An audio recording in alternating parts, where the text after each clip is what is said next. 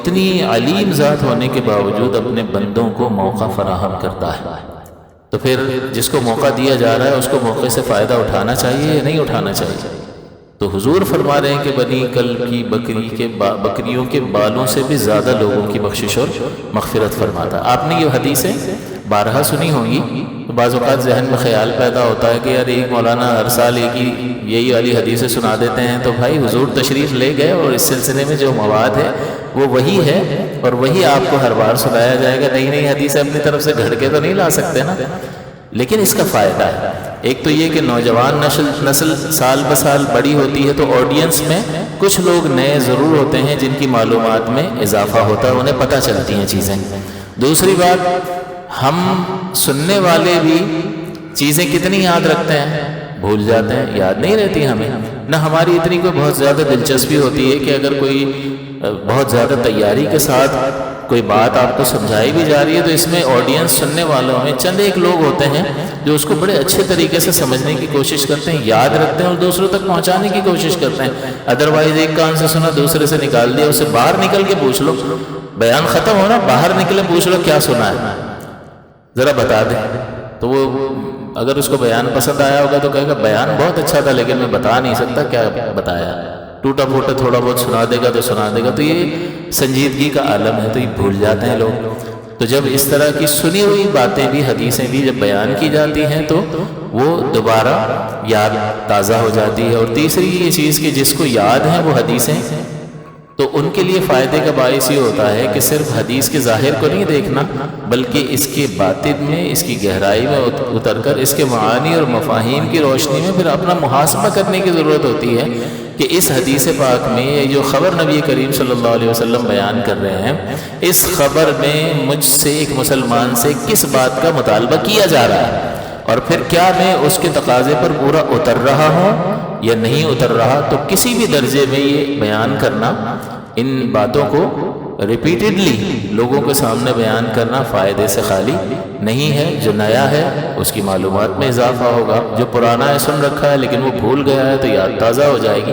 جیسے یاد بھی ہے تو پھر اسے غور و تفکر کی دعوت دی جائے گی کہ صرف سننے سے، صرف یاد رکھنے سے حدیث کے ظاہر کو اس سے وہ کام نہیں بنے گا۔ یہ سعادت کی بات ہے کہ آپ نے حدیث رسول یاد رکھی صلی اللہ علیہ وسلم، لیکن صرف لفظوں کو یاد رکھنا تو کمال نہیں ہے نا۔ اصل تو یہ ہے کہ اس کے معانی اور مفاہیم میں غور کرنے کے بعد خود کو پیش کر دیا جائے کہ چلو اب کٹہرے میں کھڑے ہو جاؤ، اور اس میں اگر کسی چیز کا مطالبہ کیا گیا تو تم کتنا پورا اتر رہے ہو، اور کسی چیز سے اگر روک دیا گیا ہے اور تمہارے اندر وہ برائی موجود ہے تو پھر اس برائی کو اپنی ذات سے دور کرنے کے سلسلے میں کتنی سنجیدہ عملی کوشش کی ہے آج تک۔ تو اس اعتبار سے ان چیزوں کو دیکھنے کی ضرورت ہوتی ہے۔ مزید یہ کہ اس میں حضور نے یہ بھی فرمایا کہ عائشہ صدیقہ نے جب سوال کیا کہ حضور اس مہینے میں خاص کر اتنے روزے، اس قدر خاص اہتمام، دوسرے مہینوں میں ایسا نہیں ہے، تو حضور نے فرمایا کہ اس مہینے میں بندوں کے اعمال اللہ تعالیٰ کی بارگاہ میں پیش کیے جاتے ہیں، اور مجھے یہ پسند ہے کہ جب میرا اعمال نامہ اللہ کی بارگاہ میں پیش ہو تو میں روزے سے ہوں۔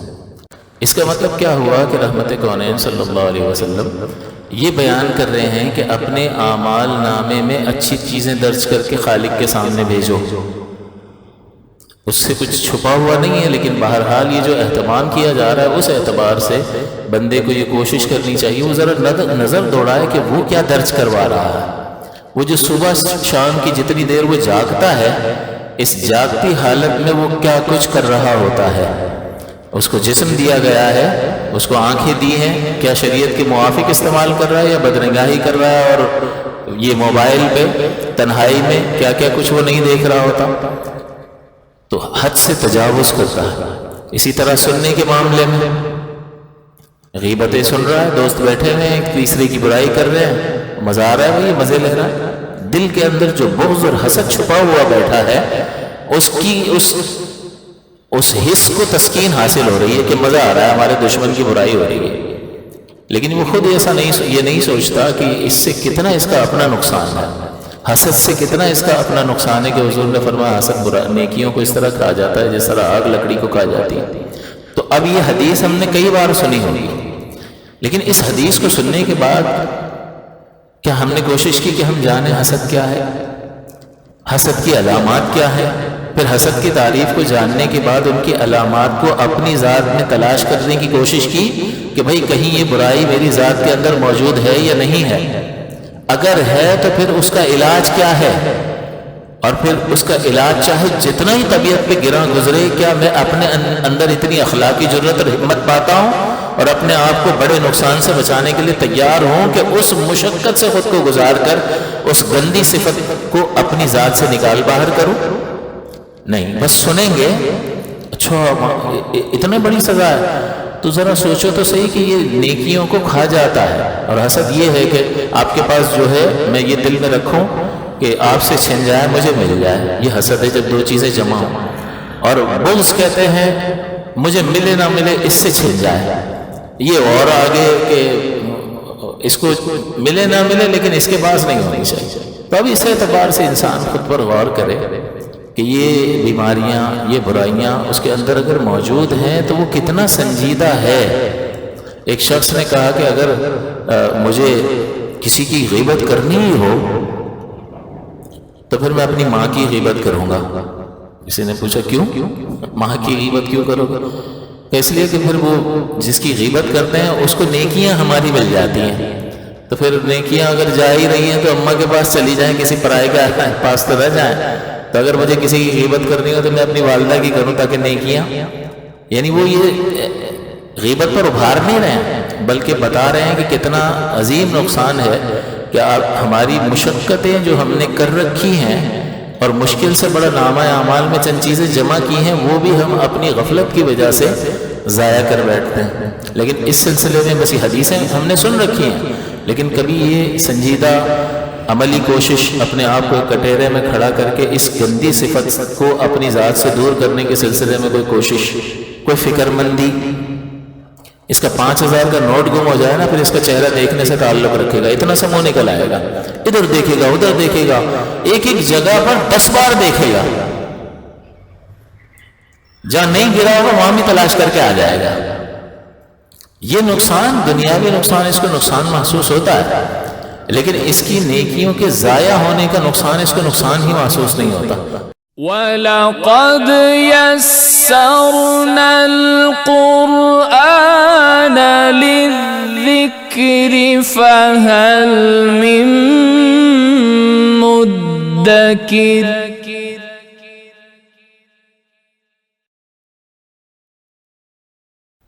صلی اللہ علیہ یا رسول اللہ وسلم علیک یا حبیب اللہ۔ سیر گلشن کون دیکھے، دشت طیبہ چھوڑ کر،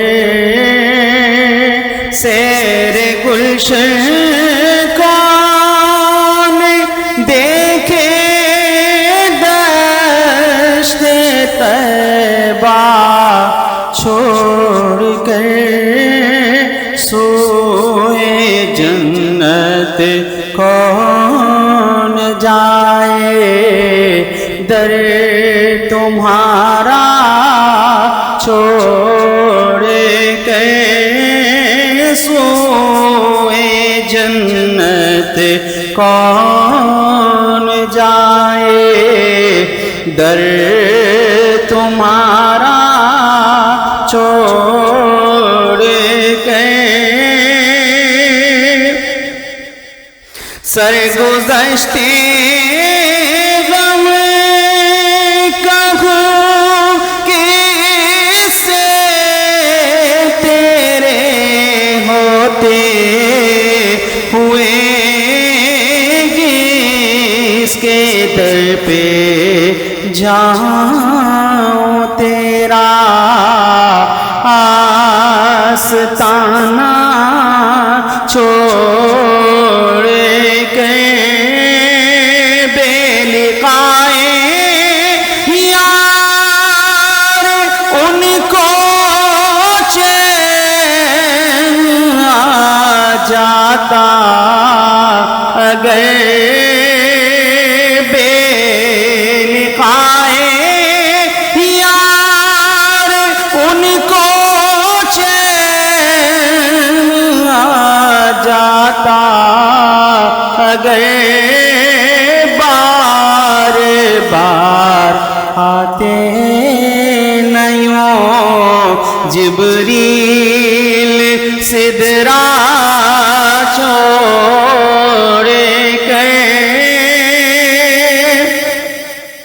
اور مر ہی جاؤں میں اگر اس در سے جاؤں دو قدم کیا بچے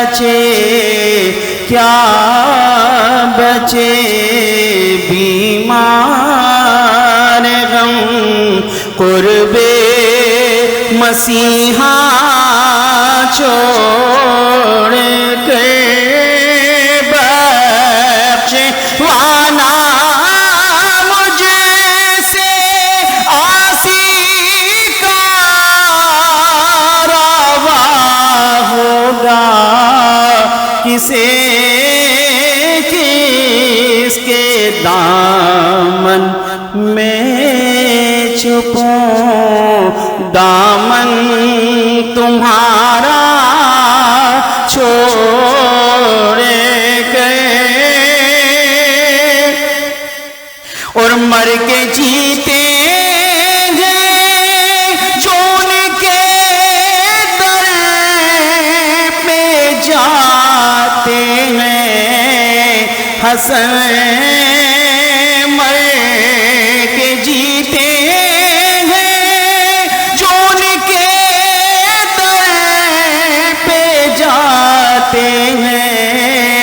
حسن جی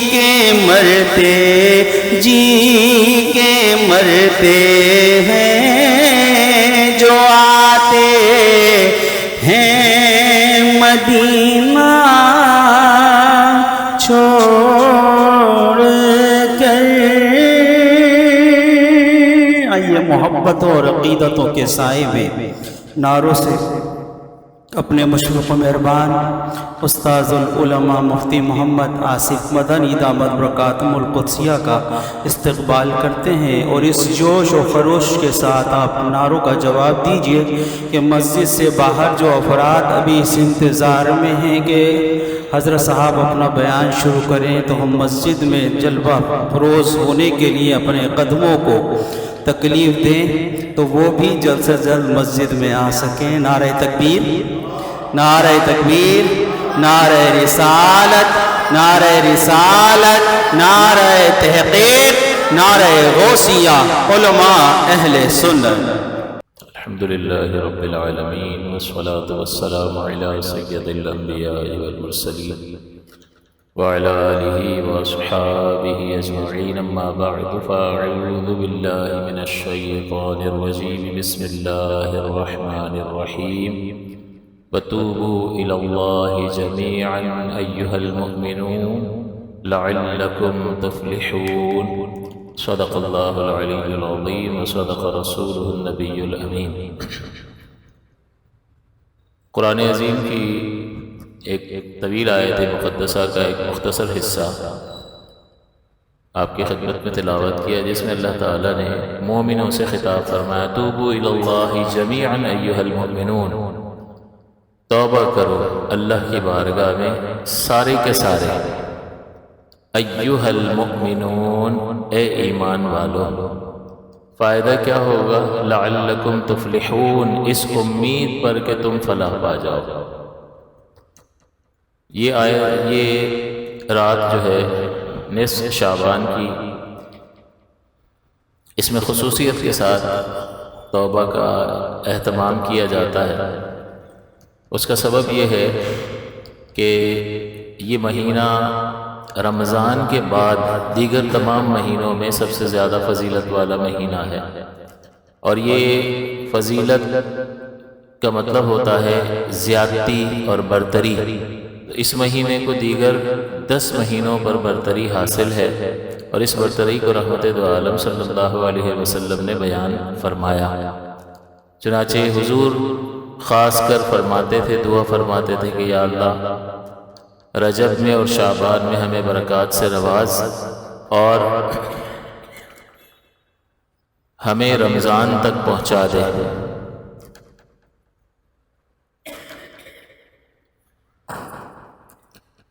تو اس دعا کے کرنے کا مقصد اس کی اہمیت کو ظاہر کرنا ہے۔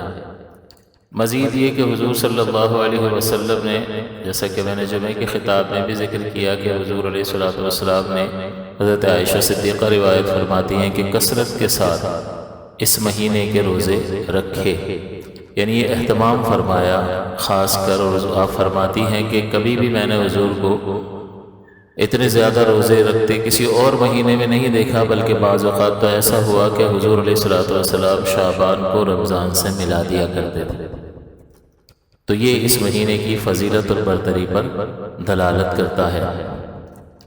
جب اللہ اور اس کا رسول کسی چیز کی برتری اور فضیلت کو بیان کریں تو ایمان کا تقاضا یہ ہے کہ اسے فوری طور پر قبول کر لیا جائے۔ تو آپ کہیں گے ہم تو قبول کرتے ہیں، ہم کہاں انکار کرتے ہیں؟ اصل یہ ہے کہ قبول کرنے کا مطلب یہ ہوتا ہے کہ پھر اس کے مطابق انسان خود کو ڈھالے۔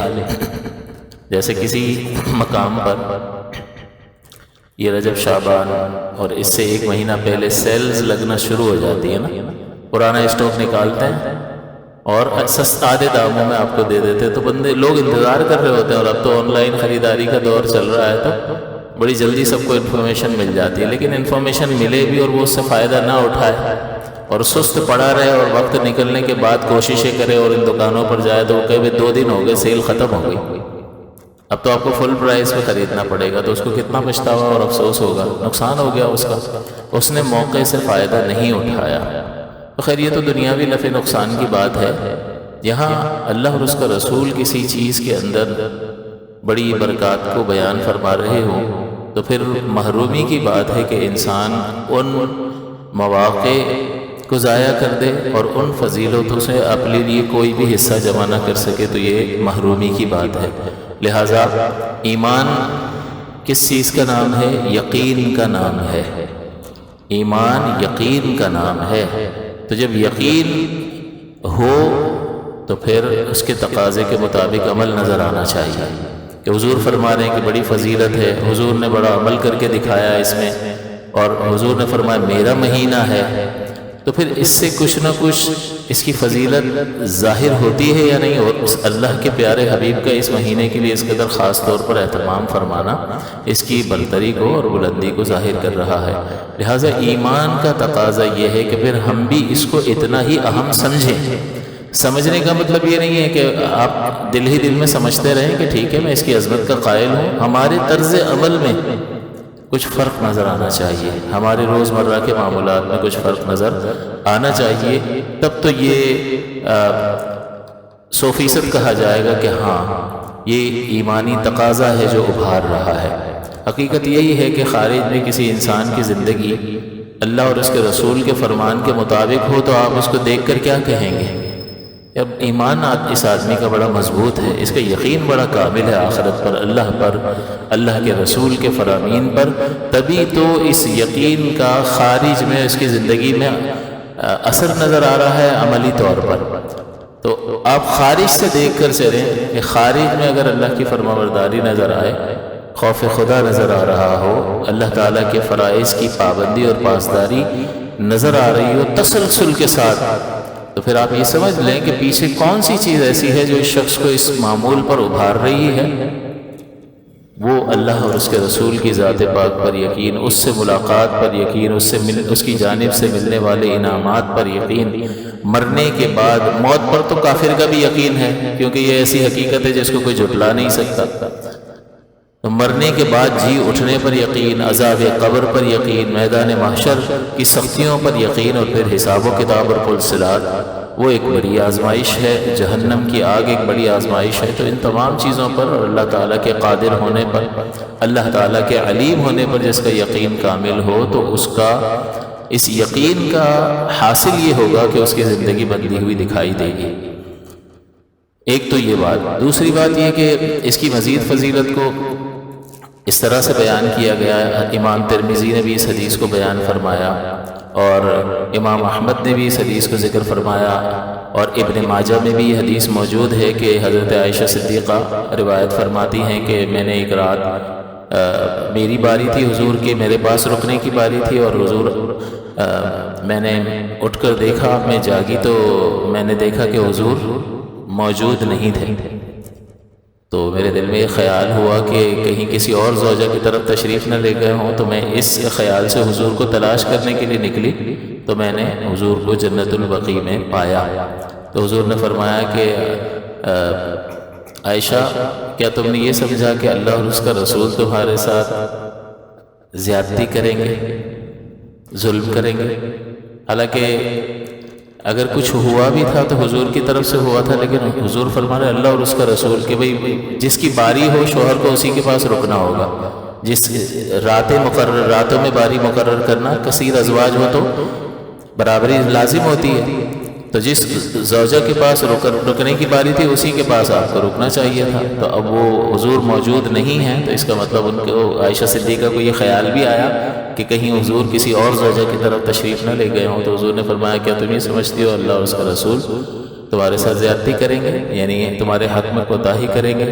یعنی حضور صلی اللہ علیہ وسلم کا عمل مبارک جو ہے وہ اللہ کا عمل مبارک کہ اللہ اور اس کا رسول ظلم کریں گے معاذ اللہ، تو حضور چھوڑ کر آئے تھے نا، اللہ کی طرف تو کسی چیز کی فعل کی اس وقت نسبت نہیں ہو رہی تھی، لیکن اس کا مطلب یہ ہے کہ اللہ کا، حضور کا فرمان اللہ کا فرمان ہے کہ جو کچھ حضور فرماتے ہیں اللہ تعالیٰ کے بتائے ہی سے حضور ارشاد فرماتے ہیں۔ تو بہرحال تو آپ نے عرض کیا کہ حضور میرے دل پر یہ خطرہ گزرا کہ کہیں آپ کسی اور زوجہ کی طرف تشریف لے گئے ہوں گے، تو پھر حضور نے فرمایا کہ میرے یہاں آنے کا سبب یہ ہے کہ اللہ تعالیٰ، یہ نصف شعبان کی رات ہے، 15 شعبان کی رات ہے، اور اس میں اللہ تبارک و تعالیٰ آسمان دنیا پر نزول اجلال فرماتا ہے، اور بنو کلب کی بکریوں کے بالوں سے بھی زیادہ لوگوں کی بخشش و مغفرت فرماتا ہے۔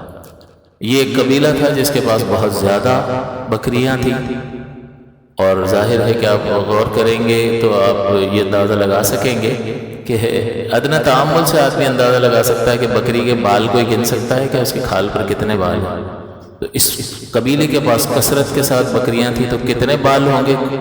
تو مقصد یہ ہے بیان کرنے کا کہ اللہ تعالیٰ لا تعداد لوگوں کی بخشش اور مغفرت فرماتا ہے۔ یہ اس کی مہربانی ہے، اس کی کرم نوازی ہے کہ اس نے اس طرح کے موقع ایمان والوں کو عطا فرما رکھے ہیں، باوجود یہ کہ انسان ہزارہ خطائیں کرتا ہے، باوجود یہ کہ اللہ تبارک و تعالیٰ کے احکام کو پس پشت ڈال دیتا ہے، باوجود یہ کہ وہ نفسانی خواہشات کی پیروی کرتا ہوا دکھائی دیتا ہے، باوجود یہ کہ وہ شیطان کے نقش قدم پر چلتا ہوا دکھائی دیتا ہے، لیکن اللہ تبارک و تعالیٰ کی رحمت اس قدر وسیع ہے کہ وہ خود فرمایا کہ وسعت رحمتی کل شے، میری رحمت نے ہر شے کو ڈھانپ رکھا ہے، میری رحمت ہر شے پر غالب ہے، حاوی ہے۔ تو اللہ تبارک و تعالیٰ اپنی رحمت کا اظہار فرماتے ہوئے اس طرح کے مواقع مسلمانوں کو عطا فرماتا ہے اور مہربانی فرماتا ہے، حالانکہ وہ جلیل القدر ہے، وہ علیم ہے، دلوں کے حال سے واقف ہے، اور وہ طاقت رکھتا ہے کہ مجرم کو اس کے انجام تک پہنچا دے، اور لمحے بھر میں پہنچا دے۔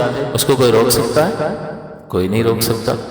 جب وہ انجام پر پہنچانے آئے تو کسی مسلمانوں کی فوج کی بھی ضرورت نہیں ہے۔ کیا ہوا تھا کہ جب وہ ہاتھی کا لشکر لے کر کعبے کو گرانے آئے تھے تو کوئی مسلمانوں کی فوج تو نہیں تھی نا، اللہ تعالیٰ نے اپنے گھر کا تحفظ فرمایا ہے نہیں؟ ابابیل چھوٹے سے پرندوں کو بھیجا اور ان کے منہ میں اور چونچ میں اور دو ان کے جو پنجے تھے ان میں یہ 3 کنکریاں تھیں، اور وہ کنکری مارتے تھے اور ایسا کر دیا جیسے کھایا ہوا بھوسا ان کافروں کو، اور ملیا میٹ کر دیا۔ تو اللہ تبارک و تعالیٰ چاہے تو اسے کسی کی محتاجی نہیں ہے، وہ زبردست ذات پاک ہے، نہ اسے کسی کے اعمال نامے کی محتاجی، نہ اسے فرشتوں کی محتاجی کہ وہ رجسٹر لے کر آئیں گے پھر میں دیکھوں گا اس نے کیا کیا کیا ہے، وہ FIR دیکھیں گے بھائی کیا کیا جرم ہے، کون کون سی دفعات لگی ہوئی ہیں، پھر جج کہے گا اچھا چلو۔ یہاں تو اللہ تعالیٰ نے بس ایک نظام قائم فرمایا ہے، لیکن اس کو تو اس نظام کی اعمال نامے کی فرشتوں کی کوئی حاجت تو نہیں ہے معاذ اللہ۔ وہ تو ازل سے سب ہر ایک کے بارے میں، جب ہمیں پیدا بھی نہیں کیا تھا اس وقت سے ہمیں بھی جانتا ہے اور ہمارے انجام کو بھی جانتا ہے، ہمارے ہر لمحے کے اعمال و افعال سے واقف بھی ہے۔ تو وہ اتنا جلیل القدر، اتنا زبردست اور اتنی علیم ذات ہونے کے باوجود اپنے بندوں کو موقع فراہم کرتا ہے۔ تو پھر جس کو موقع دیا جا رہا ہے اس کو موقع سے فائدہ اٹھانا چاہیے یا نہیں اٹھانا چاہیے؟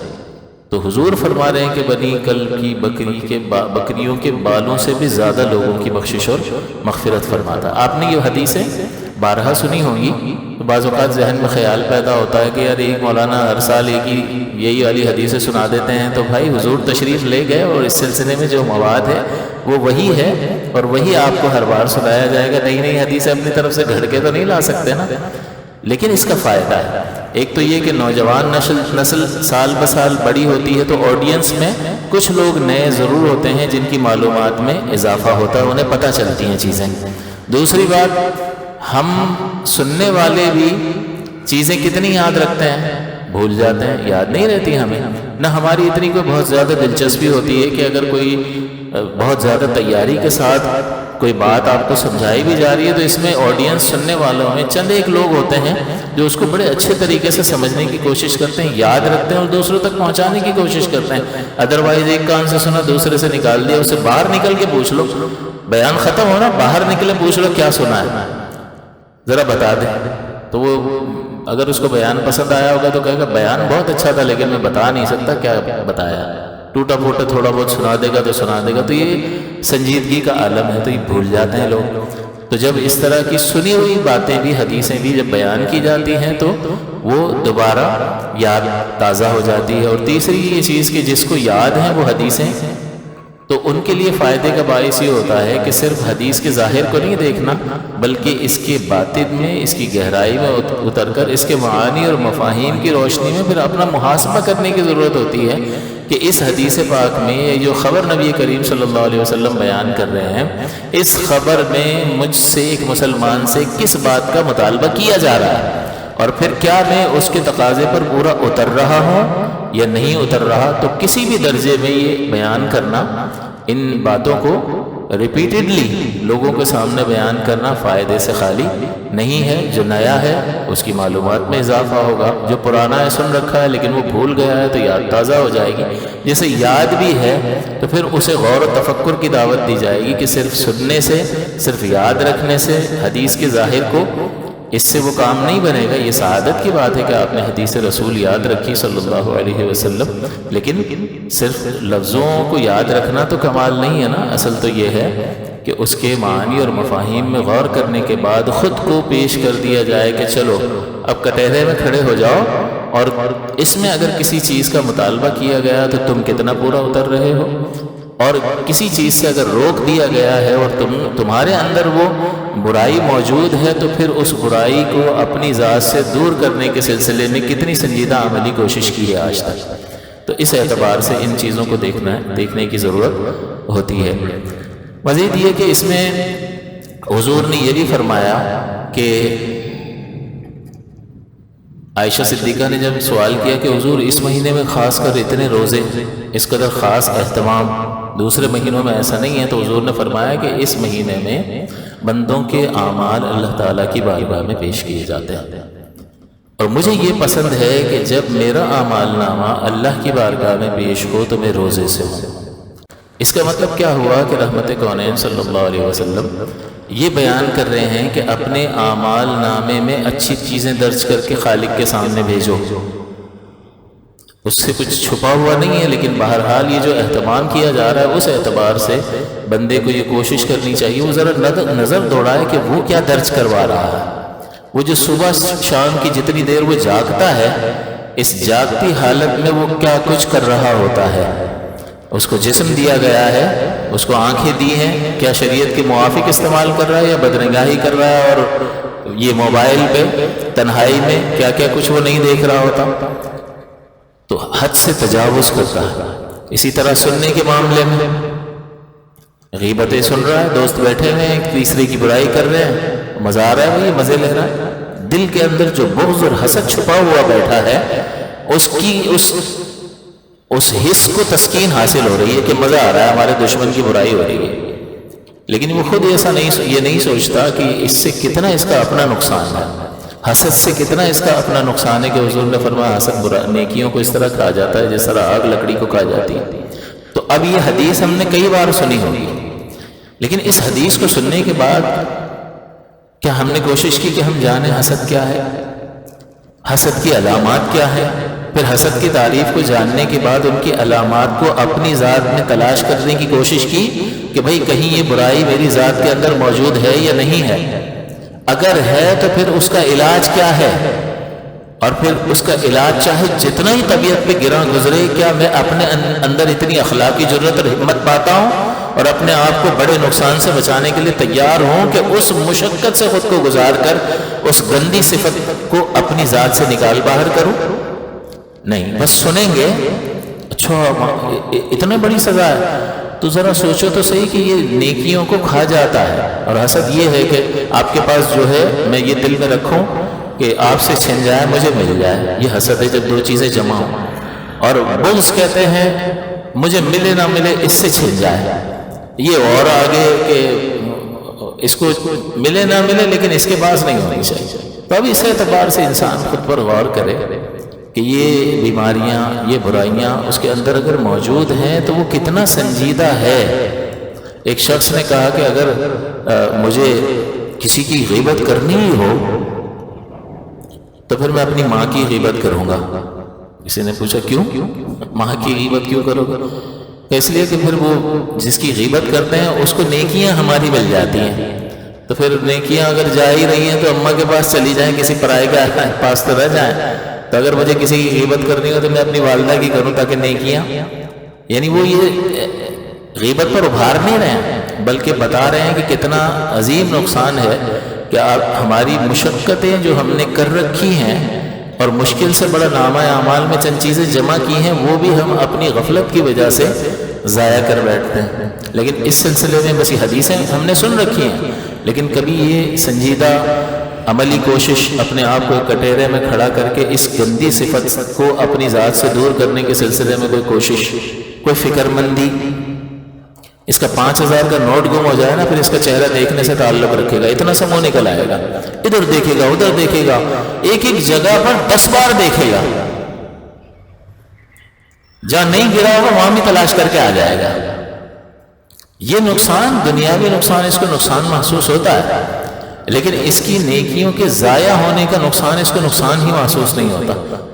فجر کی نماز قضا ہو جائے، آپ نے دیکھا ہے کسی کو کوئی رو رہا ہو، کوئی غمگین ہو، بھئی کیا ہو گیا، خیریت تو ہے؟ ویسے تو گناہ کا اظہار بھی گناہ ہے، لیکن چلو گھر میں کسی کی نماز اگر قضا ہو گئی تو گھر والا کوئی فرد جو ہے اب قریب رہتے ہیں پتہ تو چل جاتا ہے تو اٹھے نہیں آج خیریت ہے، تو رات بھر آدھی رات تک موبائل دیکھتا رہے گا تو فجر میں کیا خاک آنکھ کھلے گی اس کی؟ اور پھر اٹھ بھی گیا تو بوجھل دل اور بوجھل طبیعت کے ساتھ اٹھے گا تو نماز اس نے کیا دل لگا کے پڑھنی، پھر پتہ تو چل ہی جاتا ہے۔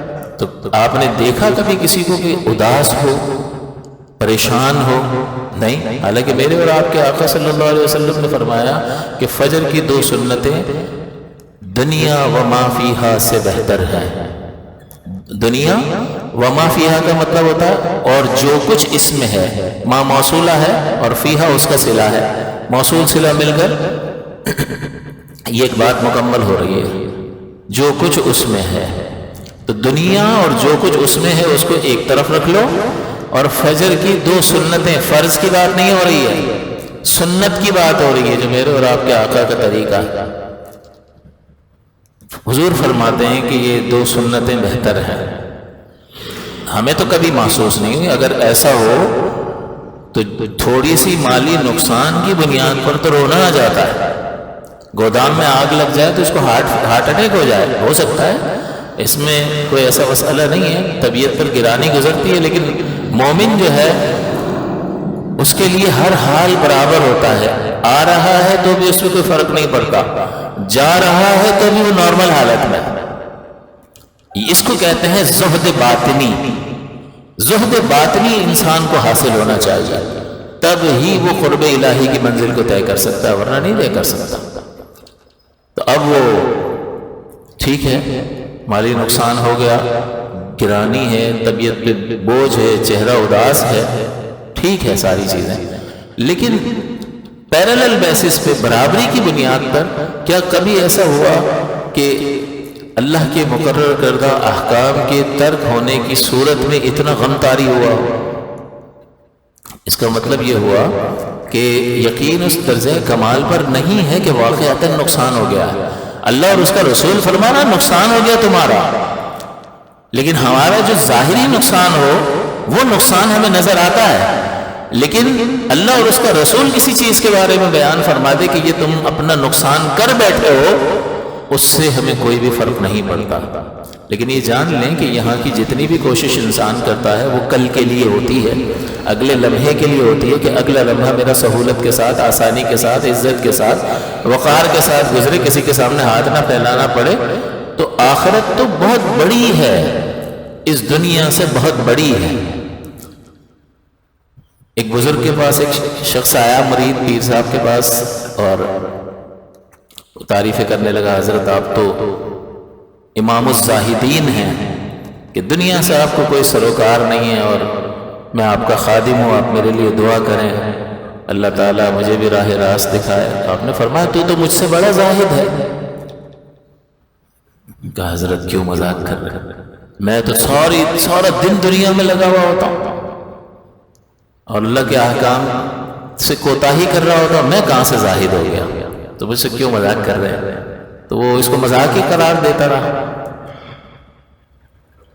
تو حضرت نے فرمایا نہیں، تو مجھ سے بڑا زاہد ہے۔ زاہد کا مطلب ہوتا ہے ایک چیز کو چھوڑ کر کسی چیز کے پیچھے چلے جانا۔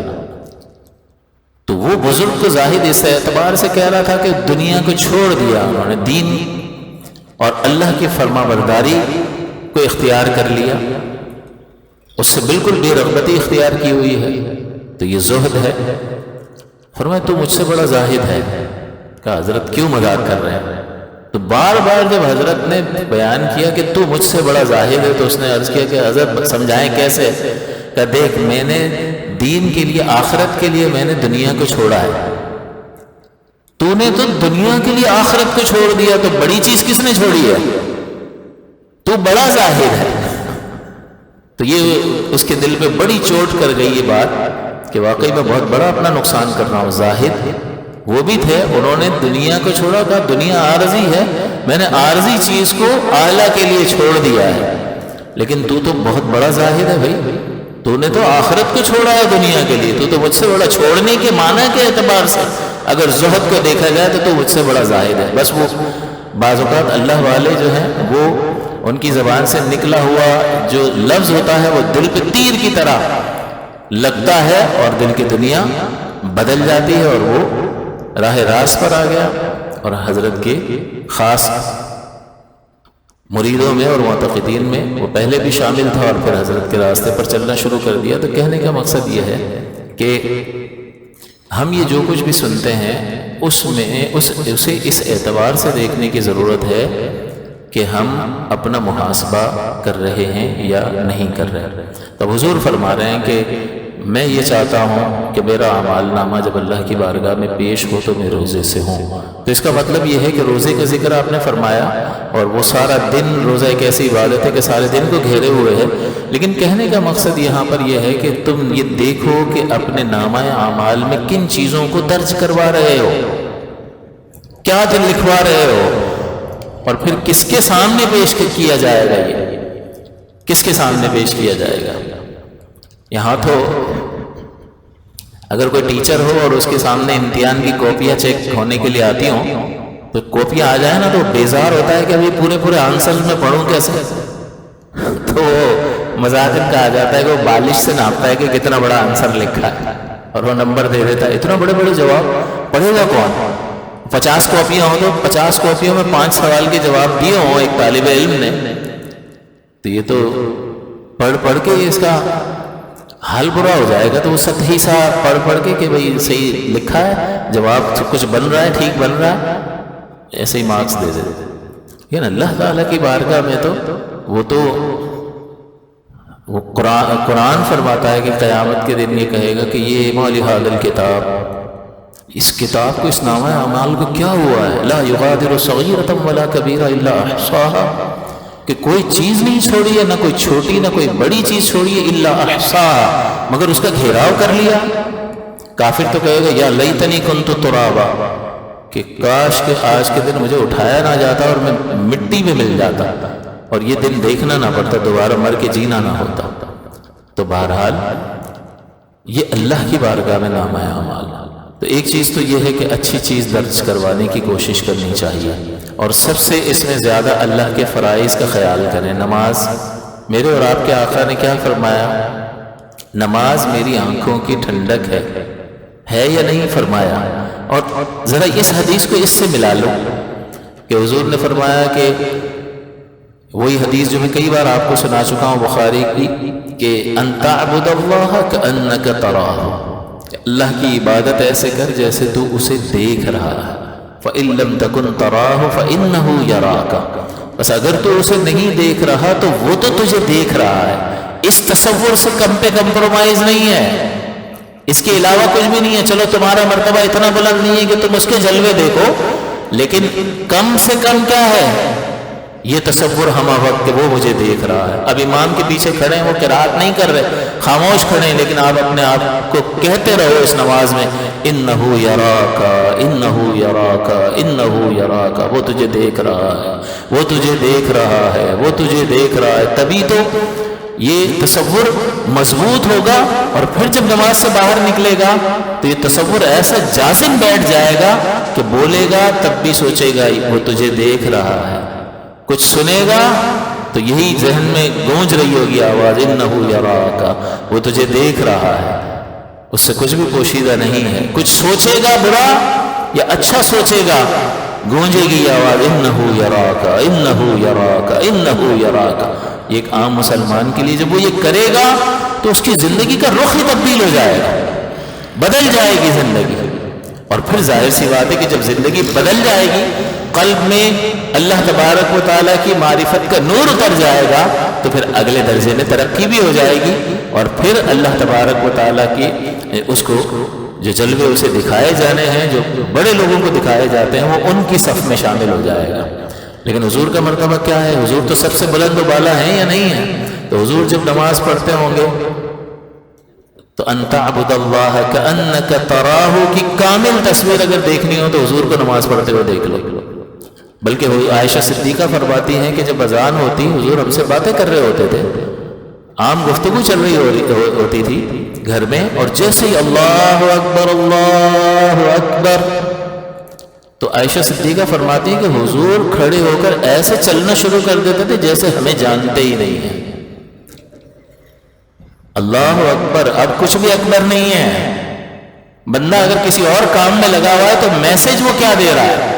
میرا کام اکبر، میری مصروفیت اکبر، میرا آرام اکبر، میرا دوستوں کے ساتھ اٹھنا بیٹھنا اکبر، یہ ساری چیزیں اکبر ہے، اللہ اکبر نہیں ہے۔ مانتا ہے لیکن طرز عمل سے اگر اللہ اکبر واقعتاً اس کے قلب میں رچ بس گیا ہے تو تحریک پیدا ہو جانی چاہیے اللہ اکبر کی صدا سے، حی علی الصلاح حی علی الفلاح۔ وہ کہتا رہے مؤذن حی علی الصلاح حی علی الفلاح۔ کتنے آتے ہیں فجر کی جماعت میں؟ اطراف میں مسلمانوں کی آبادی ہے لیکن مسجدیں خالی ہیں۔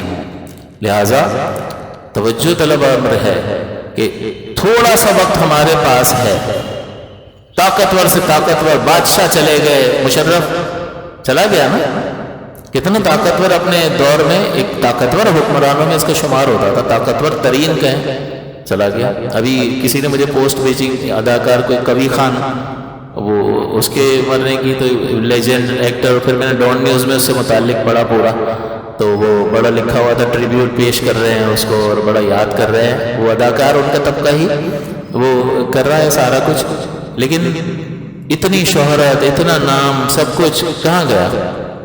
ختم۔ تو ایک دل میں ایک ڈر لگا رہنا چاہیے مومن کو کہ میں مر جاؤں گا اور میں اللہ کے پاس جاؤں گا، اور پھر مجھے اس کی بارگاہ میں حاضری ہے، اور پھر میں اس کو کیا جواب دوں گا۔ تو اس لیے مومن کے پاس کوئی چارہ کار نہیں ہے، بس وہ یہ کہے کہ کوئی عذر نہیں ہے، یا اللہ یہ مصروفیت تھی اس لیے نماز چھوٹ گئی، فلاں کام ہو گیا، فلاں، کوئی عذر نہیں ہے سوائے اس کے کہ وہ کہے یا اللہ غلطی ہو گئی، بس میری غلطی ہو گئی، مجھے معاف کر دے، میری گرفت نہ فرما، اچھوں اور سچوں کے صدقے مجھ پر کرم کر دے، میری خطاؤں سے درگزر فرما، اس کے علاوہ دوسری کوئی بات ہی نہیں ہے۔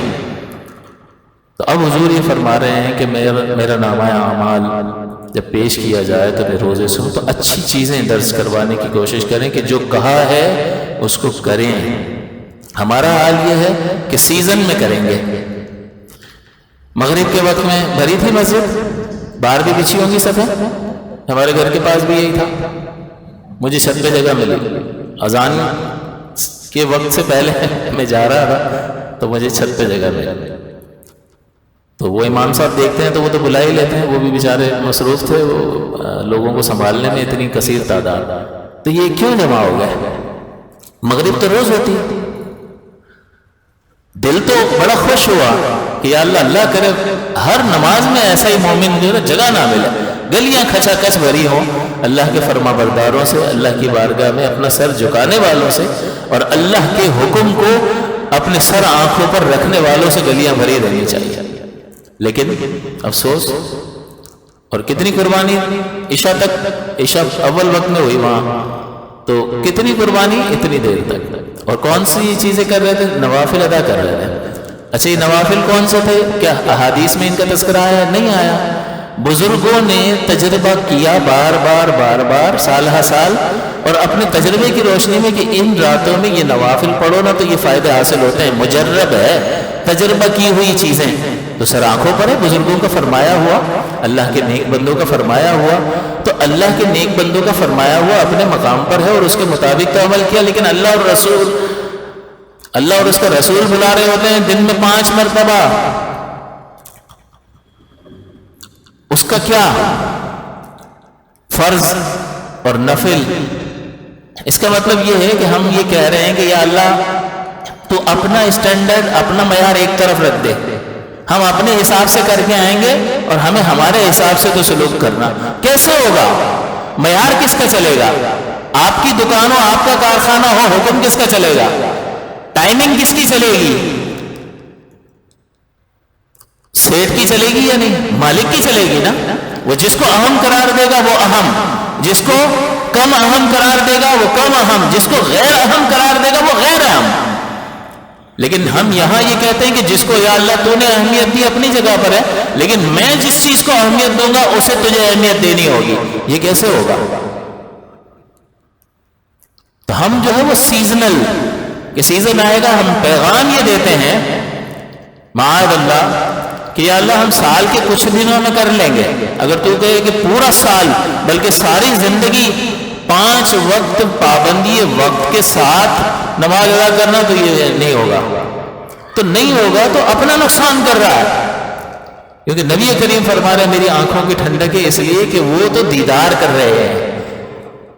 ان تعبد اللہ کأنک تراہ، کہ تو اللہ کی عبادت ایسے کر جیسا کہ تو اسے دیکھ رہا ہے. تو حضور سید الانبیاء ہیں، مخلوق میں سب سے افضل ترین. تو وہ جب عبادت کرتے ہوں گے تو کیا کچھ نہیں دیکھتے ہوں گے؟ تو بتاؤ ایسے شخص کی یہ عبادت جس چیز کا وسیلہ بن رہی ہے، پھر وہ عبادت اس شخص کی آنکھوں کی ٹھنڈک نہیں بنے گی؟ بنے. لیکن ہمیں اپنا محاسبہ کرنے کی ضرورت ہے. دوسری بات یہ کہ اگر بری چیزیں اس میں رجسٹر ہو گئی ہیں تو ہم کیا کریں؟ تو ہمارا رب بڑا کریم ہے، اس نے توبہ کا دروازہ کھلا رکھا. لیکن توبہ کا مطلب اگر ڈکشنری والا معنی، لغوی معنی دیکھیں گے تو اس کا معنی ہے پلٹ آنا، لوٹ آنا. تو جو لوٹ کر آتا ہے اس کا مطلب کیا؟ آپ کب کہتے ہو کہ لوٹ آیا ہے؟ اب دوبارہ وہاں نہیں جائے گا، تبھی لوٹ آنا کہا جائے گا. تو غلط راستے سے سیدھے راستے کی طرف پلٹ آنا، اللہ کی نافرمانی سے اللہ تعالیٰ کی فرما برداری کی جانب مائل ہو جانا، اس کو کہتے ہیں توبہ، پلٹ آنا. تو اب جو کچھ غلط رجسٹر ہو گیا ہے اللہ تعالیٰ نے اس کا بھی موقع عنایت فرمایا ہے کہ بندہ اس سے توبہ کر کے معافی کروا سکتا ہے اور اسے بالکل اپنے نامہ اعمال کو پاک اور صاف کر سکتا ہے. یہ اللہ تعالیٰ کا کتنا بڑا انعام ہے. اور اگر ایسا نہ ہو اور یہ کہہ دیا جائے کہ جو تم نے کیا ہے نا اس کا تو تمہیں بھگتنا ہی پڑے گا نتیجہ، تو بندہ مایوس ہوتا ہے. اور مایوسی کی وجہ سے پھر وہ آگے گناہوں پر دلیر بھی ہو جاتا ہے کہ یار سزا تو ملنی ہے نا، چلو پھر یہاں مزے کر لو. تو وہ گناہوں پر دلیر ہوتا ہے. لہٰذا توبہ جو ہے وہ مایوسی کو دور کرنے والی چیز ہے. اور اللہ تعالیٰ نے قرآن عظیم میں فرمایا کہ اللہ تعالیٰ تم کو سزا دے کر کیا کرے گا؟ اس اس میں کوئی کیفیت تھوڑی طاری ہوتی ہے. بارہا آپ کو سمجھایا کہ وہ تغیر کو قبول نہیں کرتا, اس پہ تبدیلی وارد نہیں آتی. آپ کتنی بھی نیکیاں کر لو وہ متاثر نہیں ہوتا ہے, کتنے کوئی گناہ کر لے وہ متاثر نہیں ہوتا. وہ اثر قبول کرنے سے مبرہ اور منزہ ہے, وہ پاک و صاف ہے, تو اس پہ تو اثر ہوتا ہی نہیں ہے. تو جتنے بھی انسان جو ہے وہ خطائیں کرتا ہے, وہ اللہ تعالیٰ اپنے بندوں کی خطاؤں کو اگر انسان رجوع کر لے تو کوئی مسئلہ ہی نہیں. سمندر کے جھاگ کے برابر ہو, زمین و آسمان کے خلا کو گناہوں سے بھر دیا ہو اس نے, لیکن اگر وہ توبہ کرے اور لوٹ آئے تو ایسا ہو جائے گا جیسے اس نے گناہ کیا ہی نہیں. بلکہ بعض اوقات تو ایسا بھی فرمایا گیا کہ اللہ تعالیٰ اس کی خطاؤں کو نیکیوں سے بدل دیتا ہے. خطا چلو معاف کر دی, یہی بہت بڑا انعام ہے کہ اتنا بوجھ کم ہو گیا, سزا کم ہو گئی, یہ کیا کم ہے؟ لیکن ہر خطا کے بدلے میں خطا کو مٹا کر اس کی جگہ ایک نیکی لکھ دینا, یہ کتنا کمال کرم ہے اور کتنا اعزاز ہے اللہ تعالیٰ کی جانب سے اپنے بندے کے لیے. اس لیے کہ اللہ تعالیٰ ان اللہ یحب التوابین, اللہ تعالیٰ توبہ کرنے والے کو محبوب رکھتا ہے, محبت فرماتا ہے, محبوب رکھتا ہے. اور تواب جو ہے مبالغے کا صیغہ ہے, تائب نہیں فرمایا, تواب فرمایا. تواب کا مطلب ہوتا ہے بار بار بار بار بار خطا ہو رہی ہے پھر آ جاتا ہے, معافیا مانگتا ہے, پھر خطا ہو جاتی ہے پھر آ جاتا ہے, پھر خطا ہو جاتی ہے پھر آ جاتا ہے, بار بار توبہ کرتا ہے. اللہ تعالیٰ فرماتا ہے میں اس کو محبوب رکھتا ہوں. ایک شخص, حدیث پاک میں آتا ہے کہ ایک شخص توبہ کرتا ہے, تو جب وہ توبہ کر رہا ہوتا ہے تو اللہ تعالیٰ فرشتوں سے مخاطب ہو کے فرماتا ہے کہ اے فرشتوں, یہ دیکھو میرا بندہ یہ جانتا ہے اور یقین رکھتا ہے کہ اس کا ایک رب ہے جو گناہوں کو معاف فرماتا ہے, تم گواہ ہو جاؤ میں نے اسے معاف کر دیا. پھر اس سے کوئی غلطی ہو جاتی ہے, تھوڑے عرصے بعد پھر آ جاتا ہے معافیا مانگتا ہے. اللہ تعالیٰ پھر فرماتا ہے کہ فرشتوں دیکھو میرا بندہ یہ یقین رکھتا ہے کہ اس کا ایک رب ہے جو گناہوں کو معاف فرماتا ہے, تم گواہ ہو جاؤ میں نے اسے معاف کر دیا. پھر بتقاضۂ بشریت کو اس خطا سرزد ہو جاتی ہے, پھر آ جاتا ہے, پھر اس طرح سے توبہ کرتا ہے اللہ تعالیٰ, پھر یہ فرماتا ہے اور پھر اللہ تعالیٰ اس پر ایسا کرم فرماتا ہے کہ پھر اسے گناہوں سے پاک و صاف کر دیتا ہے. تو یہ بار بار سچے دل سے اللہ کی بارگاہ میں آ کر رجوع کرنا یہ بڑا فائدے مند ہے, فائدے سے خالی نہیں ہے. لہٰذا اللہ تعالیٰ کی رحمت کو اپنی طرف متوجہ کرنے کی ضرورت ہے. اٹھتے بیٹھتے اللہ تعالیٰ کی بارگاہ میں عرض کیا کرے, یا اللہ میں کچھ بھی نہیں ہوں, مجھ سے بہت کچھ غلط ہو گیا ہے, تو درگزر فرما, تو مجھے معاف فرما دے, اور قیامت کے دن میرا محاسبہ مت فرمانا, مجھے شرمسار مت کرنا, مجھے میدان محشر کی ذلت و رسوائی سے محفوظ فرمانا. اگر تو نہیں بچائے گا تو میں کس سے رجوع کروں گا, کس سے فریاد کروں گا. یہ بار بار ایک بندے کو کہتے رہنا چاہیے, اپنی زبان میں کہتے رہیں, سونے لگے تو کہتے رہیں, کیا پتا سو رہا ہے تو صبح اٹھے ہی نہیں, اٹھ جائے تو پہلی بات ہی یہ کرے کہ یا اللہ مجھے معاف کر دے. اس میں تو کوئی پیسہ نہیں لگتا. اگر اوپر سے بھی بندہ کہتا رہے نا تو ایک وقت آئے گا کہ یہ چیز دل میں اتر جائے گی. آپ یقین جانیے اللہ کی بڑی مدد آتی ہے. صرف آپ اتنا کو یا اللہ میری مدد کر, میں تیری طرف آنا چاہتا ہوں. یہ اطراف کا ماحول, یہ نفس اور شیطان مجھے تیری طرف آنے نہیں دیتا, لیکن میں تیری طرف آنا چاہتا ہوں, میری مدد فرما, میرا ہاتھ پکڑ لے, میری دستگیری فرما. آپ یہ کہہ کر تو دیکھو, آپ اپنے قلب میں نور محسوس کرو گے کچھ دنوں کے بعد, لیکن اندر سے یہ آواز آنی چاہیے. تو لہٰذا توبہ ضروری ہے کہ جو کچھ غلط درج ہو گیا اس کو مٹوا لیں یہاں سے جانے سے پہلے. مجھے آپ سے زیادہ کوشش کی ضرورت ہے, میں اپنا محاسبہ خود کروں. اور توبہ کا مطلب ایک تو یہ لغوی معنی آپ کو بتا دیا, اور توبہ کی شرط یہ ہے کہ فوری طور پر اس گناہ کو چھوڑ دے, آئندہ نہ کرنے کا پختہ ارادہ کرے, اور اس گناہ کو اللہ تعالیٰ کے خوف کی وجہ سے چھوڑ دے, نہ کہ پبلک میں کسی کے ڈر کی وجہ سے چھوڑ رہا ہو. اللہ کے خوف کی وجہ سے فوری طور پر چھوڑ دے اور آئندہ نہ کرنے کا ارادہ کرے اور اس پر نادم ہو. جب یہ چیزیں پائی جائیں تو یہ توبہ مقبول ہوتی ہے. پھر آگے جا کر اگر خدا نہ خواستہ ابھی اس کا ارادہ یہ کبھی نماز نہیں چھوڑوں گا, اگر وہ جھوٹ بولتا ہے تو ابھی یہ ارادہ ہے کہ اب کبھی جھوٹ نہیں بولوں گا, اگر وہ رشوت لیتا ہے تو ابھی یہ ارادہ ہے کہ اب کبھی نہیں لوں گا, اس وقت کامل ارادہ ہے. پھر آگے جا کے دوبارہ پھسل گیا تو دوبارہ پلٹ آئے, لیکن جب توبہ کر رہا اسی وقت ڈاما ڈول ہے کہ صبح کی نماز نہیں پڑھنی ہے، تو پھر اس توبہ کو کوئی فائدہ نہیں ہے، بلکہ اس میں حضور نے اس ایسے شخص کو فرمایا کہ اللہ تعالیٰ سے مذاق کر رہا ہے۔ تو لہٰذا اس چیز کی طرف توجہ رہے کہ اچھے اعمال درج کروائے، یعنی اللہ کی لازم کی ہوئی چیزوں کو خدا کے واسطے اس کو اہمیت دیں، ناقدری نہ کریں۔ یہ درست رویہ نہیں ہے، اور جو کچھ غلط درج ہو گیا ہے اسے معاف کروانے کی انسان کو کوشش کرتے رہنا چاہیے۔ اس مقدس رات میں اتنے اللہ تعالیٰ لوگوں کی بخشش و مغفرت فرما رہا ہے، اور اتنا بڑا موقع اللہ تعالیٰ نے عنایت فرمایا ہے، لیکن اس کے باوجود چند لوگ ایسے ہیں جو محروم رہ جاتے ہیں، جس میں سب سے پہلے فرمایا مشرک۔ جس نے شرک کیا وہ ظاہر ہے کہ وہ جب تک ایمان نہیں لاتا وہ اسے یہ چاہے وہ جتنی ہی خیرات کرتا رہے، جتنی چیریٹی کرتا رہے، بھلائی کے کام کرتا رہے، اسے اس کا کوئی آخرت میں انعام اور فائدہ حاصل نہیں ہوگا۔ دوسرا بغض اور حسد رکھنے والا، اس کی بخشش نہیں ہوگی۔ تو آپ مومن ہیں نا، ہم ایمان والے ہیں۔ بغض و حسد، بغض کی بھی تعریف ابھی آپ کو بتائی، حسد کی بھی بتائی۔ اب ذرا آپ اپنے اطراف کے ماحول میں دیکھ لیں، میری بہنیں جو مجھے میڈیا پر دیکھ رہی ہیں وہ بھی ذرا غور کر لیں گے گھر میں کس کس سے حسد کر رہی ہیں۔ بعض اوقات تو بہنوں میں حسد ہوتا ہے، کسی کا شوہر زیادہ کماتا ہے، کسی کا کم، تو یہ مسئلے برا لگتا ہے اس کو، اس کے پاس ہر چیز، آئی فون اس کے پاس ہے، میرے پاس تو یہ کالے بٹن والا ہے اتنا چھوٹا سا۔ اللہ کی رضا پر راضی رہنا سیکھو، یہ سب ختم ہو جائے گا۔ جو اللہ کی رضا پر راضی رہ گیا وہ جیت گیا، وہ کامیاب چلا گیا اس دنیا سے، کہ مالک نے دیا ہے نا، بس جو مالک نے دیا ہے وہ دل و جان سے قبول ہے، اس پر کوئی اعتراض نہیں ہے۔ تو راضی برضائے تسلیم اور رضا، سپرد کر دو خود کو اللہ کے، سپرد کر دو رضا کے ساتھ، خوشی کے ساتھ سپرد کر دو، ذرا بھی غم نہ ہو، ذرا بھی ناراضگی نہ ہو۔ کسی کے پاس کچھ ہے، ہوا کرے اللہ اس کو اور برکت دے۔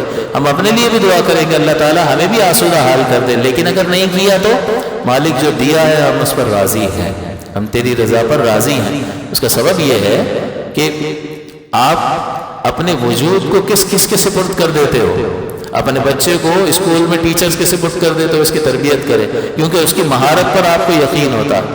اپنا آپ سپرد کر دیتے ہو ڈاکٹر کے، اپنے کیس سپرد کر دیتے ہو وکیل کے، ہار جاؤ تو بعض اوقات تو لاکھوں کروڑوں کا نقصان ہو جاتا ہے، بعض اوقات انسان کی اپنی جان چلی جاتی ہے، سزائیں ہو جاتی ہیں، تو کون سا وکیل ڈھونڈتا ہے؟ ماہر، مہارت کو تلاش کرتا ہے اور پھر سپردگی پائی جاتی ہے۔ لیکن وہ انسان ہے، اس کے باوجود کیس ہار جاتا ہے، اس کے باوجود علاج غلط کر کے، غلط آپریشن کر کے بندہ مر سکتا ہے، اور ایسے واقعات ہوتے ہیں۔ اور اسی طرح سے کسی نے غلط تربیت کر دی اور بچہ غلط راہ پر نکل گیا، یہ سب کچھ ہو سکتا ہے، لیکن ان کی اکثری مہارت پر اعتماد کرتے ہوئے کہ بھئی ریشو کیا ہے، اس کی کامیابی کامیاب آپریشن کا ریشو 92% ہے۔ یہ جو کیسز جیتا ہے یہ 95% کیسز جیتا ہے، کوئی اکا دکا ہوں گے، 5% وہ ہارا ہے۔ تو آپ اکثریت میں کامیابی کی بنیاد پر خود کو اس کے حوالے کر دیتے ہو۔ تو بتاؤ جس میں چند خوبیاں ہوں، ان کی ان چند عارضی خوبیوں کو جس میں خطا کا امکان ہے، انسان خود کو اس کے حوالے کر دیتا ہے، تو بتائیے اللہ تعالیٰ کی صفات کمال کے بارے میں آپ کو اور میرا کیا گمان ہے؟ وہ کامل ہے یا نہیں ہے؟ اس میں کوئی نقص اور عیب ہے؟ معاذ اللہ، ہرگز نہیں ہے، معاذ اللہ ثم معاذ اللہ۔ وہ کامل ہے، صفات کمال سے متصف ہے، اور خطا سے پاک اور صاف ہے، وہ سبحان ہے۔ تو بتائیے کہ جہاں عیب والا تھا اور اکثری طور پر وہاں کامیابی کے چانسز تھے، وہاں سپردگی پائی گئی ہے رضا کے ساتھ۔ تو اللہ تعالیٰ کے یہاں تو مہارت ہی مہارت ہے، ہمارا بھلا ہی بھلا ہے، اور خطا کا کوئی امکان نہیں ہے، تو وہاں رضامندی کے ساتھ سپردگی نہیں ہونی چاہیے؟ ہونی چاہیے یا نہیں ہونی چاہیے؟ تو جو اللہ کو جانتا ہے وہ ہر حال میں راضی رہتا ہے۔ ہر حال میں راضی نہ رہنے والا وہ اپنے آپ اپنی شکل آئینے میں دیکھے کہ وہ اپنے رب کو جانتا ہی نہیں ہے، وہ اعتراض کر رہا مجھے تو نے اس حال میں کیوں رکھا؟ اچھا تم بتاؤ گے کسی ماہر کو، اگر کسی ڈاکٹر کو مشورہ، ڈاکٹر صاحب یہ دوائی نہ لکھیں یہ لکھیں، اچھا تم بتاؤ گے مجھے، آپ مجھے بتاؤ گے کیا دوائی لکھنی ہے، ناراض ہو گئے یا نہیں؟ تو ہم اللہ کو بتائیں گے کہ وہ ہمارے ساتھ کیا معاملہ کرے، یا اس پہ چھوڑ دیا جائے گا؟ بتائیے اس پر چھوڑ دیا جائے گا. اس لیے کہ کمال جب کہیں دیکھا جاتا ہے تو سپردگی پائی جاتی ہے. تو اس لیے اللہ کی رضا پر راضی رہنا سیکھیں. اور میں عرض یہ کر رہا تھا کہ توبہ کا معاملہ گناہوں کو معاف کروانے کے لیے ہے، اور جو بندہ توبہ کر لیتا ہے اس کے گناہ معاف ہو جاتے ہیں. نہ صرف یہ کہ بلکہ اللہ کی رحمت سے امید ہے کہ اللہ ان خطاؤں کو نیکیوں سے بھی تبدیل فرما دے. تو اللہ کا بہت بڑا انعام ہے. اور یہ جو میں ذکر کر رہا ہوں کہ جن لوگوں کی بخشش و مغفرت نہیں ہوتی ہے، اس میں یہ بغض و حسد رکھنے والا وہ راضی ہی نہیں ہے اللہ کی تقسیم پر. اس کو کیوں دیا، اس کی دکان کیوں چل رہی ہے، میرا پٹھا بیٹھ گیا، جبکہ جب سے یہ برابر میں اس نے دکان کھولی ہے. بھئی اگر یہ نہ بھی کھولتا نا تو ان دنوں اگر آپ کے رزق میں کوئی تھوڑی بہت کمی واقع ہو گئی ہے نا، وہ ہونی تھی، چاہے یہ دکان کھولتا یا نہ کھولتا. یہ اللہ کے فیصلے پر منحصر ہے. آپ یہاں ماں کے پیٹ سے تو کچھ لے کر ہی نہیں آئے تھے. اللہ تعالیٰ نے تو خود فرمایا ہے کہ لا تعلمون شیئا، تم تو کچھ بھی نہیں جانتے تھے، تم کو یہ سکھایا، علم دیا جس کی بنیاد پر تم یہ فیصلے کرتے ہو اور فائدے کی چیزیں اپنے لیے جمع کر لیتے ہو اور خود کو نقصان سے بچا لیتے ہو. یہ علم ہی کی تو بنیاد پر کرتے ہو، اور وہ علم تمہیں کس نے دیا ہے؟ تو اللہ کی رضا پر راضی رہنے کا تصور ہونا چاہیے. تو یہ بغض و حسد رکھنے والا، ایک آفس میں کام کر رہے ہیں، آپس میں جلن ہے، اس کو سیٹ نکال دے، اس سے ناراض ہو جائے، یہ آگے کیوں نکل رہا ہے، تو بھئی آپ آگے نکل جاؤ. وہ کسی نہ کسی بنیاد پر نکل رہا ہوگا، اپنی صلاحیت کی بنیاد پر نکل رہا ہوگا. آپ کو یعنی اس شخص کو نکمہ ہونے کے باوجود آگے نکلنا ہے. یہ کیسے ہو سکتا ہے؟ کوشش انسان کرے تو کامیابی حاصل ہو ہی جاتی ہے. بلکہ کہاں آدمی کہاں تک جائے، اسکول، کالج، یونیورسٹی، کاروبار، مارکیٹیں، گھر، ایک بھائی دوسرے بھائی سے حسد کر رہا ہے، بغض رکھتا ہے. آپس کی رشتہ داریوں میں حسد اور بغض، مسجد کمیٹیوں میں حسد اور بغض. یہ نعت کیوں پڑھ رہا ہے، اس نے صلاۃ و سلام کیوں پڑھ لیا، اس کی ٹانگ کھینچو، اس کی ٹانگ کھینچو. بھائی خود تو آپ پڑھ لو. ہم کب اس سے باہر نکلیں گے؟ کم سے کم میں آپ لوگوں سے یہ امید رکھتا ہوں کہ میں جو تربیت کرنے کی کوشش کرتا ہوں اور جن گندی صفات کو اپنے آپ سے بھی اور آپ سے نکالنے کی کوشش کر رہا ہوتا ہوں، کم سے کم کچھ تو ساتھ دیں اور اپنا محاسبہ کر کے اس چیز کو اپنی ذات سے نکالنے کی کوشش تو کریں. نہیں، ہم تو پارسا ہیں، ہم جو کریں گے وہ ٹھیک ہی ہوگا. کیسے ہو سکتا؟ اپنا کڑا احتساب کرنے کی ضرورت ہے. تو حضور نے فرمایا کہ بغض اور حسد، تو اب اپنے آپ کو مغفرت یافتہ بھی تصور کرتا رہے گا بغض و حسد کے باوجود، کیسے ہو سکتا ہے؟ تو ہم غور کر لیں کہ کس شخص کی شکل بھی خامخواہ ہمیں اچھی نہیں لگتی ہے. تو یہ بغض اور حسد ہی ہے اور کیا ہے. تو جب یہ ہوگا تو اسے اس رات سے اس کی برکتوں سے فائدہ حاصل نہیں ہوگا. اسی طرح فرمایا زانی، عادی شرابی، ماں باپ کا نافرمان. یہ ماں باپ کی نافرمانی انتہائی بڑا جرم ہے. حقوق الوالدین جو ہے وہ بہت زیادہ خطرناک چیز ہے. نبی اکرم صلی اللہ علیہ وسلم نے فرمایا کہ اس کی ناک خاک آلود ہو جائے. پھر فرمایا اس کی ناک خاک آلود ہو جائے. پھر فرمایا اس کی ناک خاک آلود ہو جائے. صحابہ نے عرض کیا رسول اللہ کس کا ذکر فرما رہے ہیں؟ تو فرمایا کہ وہ شخص کہ جس نے اپنے والدین کو دونوں کو بڑھاپے کی حالت میں پایا یا ایک کو بڑھاپے کی حالت میں پایا اور اپنے لیے جنت نہ کما لی، وہ جنت میں داخل نہ ہو سکا. یعنی ان کی خدمت کے ذریعے سے وہ جنت میں داخل نہ ہو سکا. تو یہاں تو خون جلانے والے، خون پینے والی اولاد ہے. اور اس میں کچھ والدین وہ دینداری اگر سکھائی ہوتی نا تو دین کی طرف مائل کیا ہوتا، اللہ کے احکام کی پرواہ سکھائی ہوتی تو بہت کچھ بہتر ہو چکا ہوتا. لیکن بہرحال اس کا ہرگز مطلب یہ نہیں ہے کہ اولاد کو کوئی لائسنس مل گیا ہے کہ وہ اپنے والدین سے بدتمیزی کرے. اور حضور نے یہ بھی فرما دیا ہے کہ جو اپنے والدین کا دل دکھاتا ہے اور ان کی نافرمانی کرتا ہے تو وہ مرے گا نہیں تا وقت یہ کہ وہ خود اس دکھ کو برداشت نہ کر لے. یعنی وہ دیکھے گا عنقریب اس کی اولاد اس کے ساتھ یہ سلوک کرے گی. یہ تو پتہ چلے گا کہ جب ماں باپ بن جائیں گے اور پھر وہ کہے کہ آپ نے ہمارے لیے کیا ہی کیا ہے تو پتہ چلے گا کہ رات بھر جو ہے وہ ماں جو جاگتی رہتی ہے بچے کو، جب آواز دے رہا ہے وہ حاضر ہے. بیچاری کام کر رہی ہے، کھانا بنا رہی ہے، دنیا بھر کی فکریں ہیں اس کو، لیکن اس کے باوجود اس کی ایک آواز آئی نہیں، اس نے سارا کام چھوڑا، اس کی ڈیوٹی کرنے لگ گئی، اس کا خیال کر رہی ہے، اس کو صاف رکھ رہی ہے، اس کو دودھ پلا رہی ہے۔ اسی طرح باپ تمام تر شفقتیں اس پر نشاور کر رہا ہوتا ہے، تمام تر شفقتیں، اپنی تمام تر ہر چیز باپ کی جو ہے اپنے بچے کے لیے ہوتی ہے، لیکن یہ سینہ چوڑا کر کے اپنے باپ کے سامنے کھڑا ہو جاتا ہے۔ اب یہ طاقتور ہو گیا نا، لیکن عنقریب یہ بھی کمزور ہو جائے گا، کیونکہ جب باپ طاقتور نہیں رہا تو عنقریب یہ بھی کمزور ہو جائے گا۔ اور اس کی شرم آنی چاہیے کہ جب باپ طاقتور تھا، تم کمزور تھے، تو وہ طاقتور تمہارے لیے سہارا بن گیا، وہ تمہارے لیے اس نے سائے بان کا کام دیا، جو کچھ اس کا تھا وہ تمہارے لیے تھا، اور تمہارے سارے غم جو ہیں وہ اس کے لیے تھے، تمہاری ہر ہلکی سی جو ہے وہ تکلیف جو ہے وہ برداشت نہیں کر سکتا تھا۔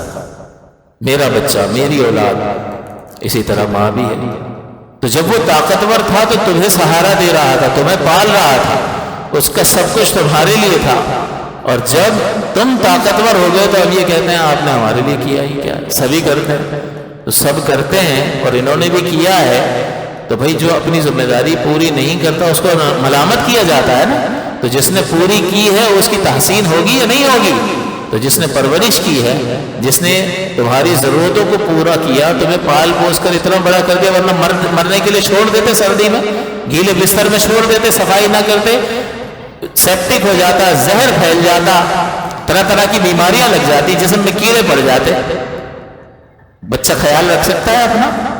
کتنا خیال رکھنا پڑتا ہے۔ میں تو کبھی دیکھتا ہوں نا ان چیزوں کو، تو مجھے احساس ہوتا ہے کہ واقعتاً جو ہے وہ، اور ماں کی ڈیوٹی تو بہت ہی زیادہ ہے، پیدائش کی تکلیف علیحدہ، اور اس کے بعد بھی 2 سال تک دودھ پلانا، اور 5-6 سال تک تو اس کی فرمائشیں، ہر چیز کا اس کا دھیان رکھنا ہے اس کو، تو کتنی تکلیف، کتنی اذیت اور کتنی مشقت سے یہ لوگ گزرتے ہیں، لہٰذا ہمیں خیال کرنا چاہیے۔ تو ایسا شخص اگر کوئی بیٹھا ہے اور اس کے والدین حیات ہیں تو اس موقع کو غنیمت جانے اور ان سے معافی کا طلبگار ہو، پیر پکڑ لے اور معافی مانگے، اور جو دل جلاتا رہا اور نافرمانیاں کرتا رہا اس حال میں کہ وہ رخصت ہو گئے، تو پھر آپ کوشش کریں کہ زیادہ سے زیادہ انہیں ایصال ثواب کریں، اور مالی صدقہ کچھ نہ کچھ کر کے روزانہ کی بنیاد پر یا ہفتے کی بنیاد پر ضرور ایصال ثواب کیا کریں۔ ہر جمعے کے دن اپنے والدین کی قبر کی زیارت کیا کریں، کیونکہ حضور نے یہ بھی بیان فرمایا کہ جو شخص ہر جمعے اپنے والدین کی قبر کی زیارت کرے گا، وہاں جائے گا، تو اللہ تعالیٰ قیامت کے دن اس کے والدین کو اس حال میں اٹھائے گا کہ وہ اپنی اولاد سے راضی ہوں گے۔ تو اگر کسی درجے میں کوئی شرم کا کسی کو احساس ہے، وہ یہ کوتاہی کر چکا ہے، یعنی میں جنرلائز بات کر رہا ہوں، آپ کو نہیں کہہ رہا، ہر ایک اپنا محاسبہ کرے اور وہ اس غلطی کو سدھارنے کی کوشش کرے۔ اللہ کریم ہے، اس نے موقع ہر حال میں فراہم کیا ہے، تو ایصال ثواب زیادہ سے زیادہ کریں، نیکیاں کریں اور انہیں فائدہ پہنچانے کی کوشش کریں۔ میں الحمدللہ میں صبح پڑھاتا ہوں، پڑھا کر اپنا جتنا بھی درس کرتا ہوں، جتنا بھی پڑھاتا ہوں، اپنے والد صاحب کو ایصال کرتا ہوں۔ میری 2 بہنوں کا وصال ہو گیا جوانی کی حالت میں، اور رات کو سوئی صبح اٹھے ہی نہیں۔ اب کس کو پتا ہے کیا ہوتا ہے کس کے ساتھ، ان کو ایصال ثواب یہاں بیان کیا ہے، ابھی اس کی نیت ہو جائے گی۔ تو روز کی بنیاد پر کئی بار جو ہے وہ ایصال ثواب، تو اگر آپ کی صحبتیں اچھی ہیں تو اس سے بھی بہت زیادہ فائدہ آپ کو اور آپ کے والدین کو ہو سکتا ہے۔ میرے کچھ دوست ایسے ہیں کہ جنہوں نے میرا بہت ساتھ دیا ہے کسی وقت میں، تو میں ان کے والدین کو دعاؤں میں ہمیشہ یاد رکھتا ہوں۔ جب بھی میں اپنے والدین کے لیے دعا کرتا ہوں، خاص کر اپنے والد صاحب کے لیے میں بہت زیادہ دعا کرتا ہوں اللہ تعالیٰ سے، اور آپ سے بھی گزارش کرتا ہوں کہ کبھی آپ کو میرے لیے دعا کرنی ہے تو میرے والد کے لیے دعا کر دیجیے گا کہ اللہ تعالیٰ ان کی بخشش و مغفرت فرمائے، بلا حساب ان کو داخل جنت فرمائے۔ تو اس لیے یہ دوستیاں بڑی کام آتی ہیں۔ میں اپنے دوستوں کے والدین کے لیے بھی روز کی بنیاد پر دعا کر رہا ہوتا ہوں، انہیں ایصال ثواب کر رہا ہوتا ہوں۔ انہیں پتہ بھی نہیں ہے کون ہے، کہاں سے آ رہا ہے، وہی آپ کی اولاد کا ایک دوست ہے، وہ بھیج رہا ہے۔ تو اگر آج ہم کریں گے تو انشاءاللہ کل ہمارے لیے اللہ تعالیٰ ایسے اسباب مہیا کر دے گا، حالانکہ وہ مجھے نہیں جانتے لیکن میں بھیج رہا ہوں۔ اس کا مطلب اللہ کیسا کریم ہے اور کیسا قادر ہے کہ اگر کوئی کسی بندے کے کسی عمل سے اگر راضی بھی ہو جاتا ہے تو ایسے آدمی کو لگا دیتا ہے ایصال ثواب پر یا فائدہ پہنچانے پر کہ جسے وہ نہیں جانتا۔ تو ہمارا رب بڑا کریم ہے، لہٰذا ہمیں غور کرنا چاہیے کہ یہ اس مہینے کی اہمیت تو سرکار نے بیان فرمایا۔ ایمان کا تقاضا اور یقین کا تقاضا یہ ہے کہ ہمارے عمل میں اس مہینے کی اہمیت نظر آنی چاہیے۔ اس کا مطلب عام معمول سے ہٹ کر تھوڑا سا معمول آپ کا بدلا ہوا ہونا چاہیے۔ مزید اچھے اعمال کو اپنے نامہ اعمال میں درج کروانا ہے، اور جو کچھ غلط لکھا جا چکا ہے اس کو مٹوانا ہے اللہ کی رحمت سے۔ تو توبہ کی طرف مائل ہونا ہے، اور جن لوگوں کی بخشش نہیں ہو رہی ان میں نے آپ کو یہ دو خاص ذکر کر دیے۔ بغض و حسد بہت زیادہ پایا جاتا ہے، بہت ہی زیادہ، اور اسی طرح سے یہ والدین کی نافرمانی جو ہے یہ عام ہے۔ لہٰذا ہمیں کوشش کرنی چاہیے کہ ہم ان چیزوں میں غور کریں اور اپنا کڑا احتساب کرتے ہوئے اپنی اصلاح کی کوشش کریں۔ اللہ تعالیٰ آپ کے صدقے مجھے بھی عمل کی توفیق عطا فرمائے۔ آمین۔ وآخر دعوایا ان الحمد للہ رب العالمین۔